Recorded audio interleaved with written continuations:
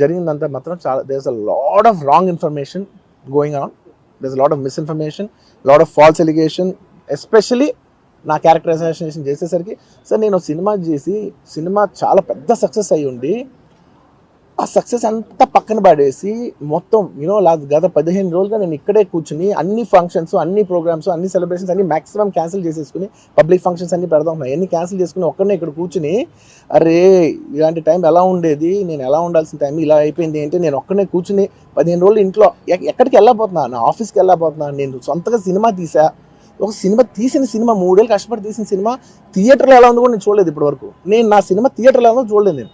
And that's my biggest education. మీరు రాబోయే సినిమాలు నేను ఎలా తీయాలి, ఇట్స్ మై లెర్నింగ్ కర్వ్. నాకు చాలా ఇంపార్టెంట్ నేను థియేటర్లో చూడటం, నేను నేర్చుకుంటా సినిమాని.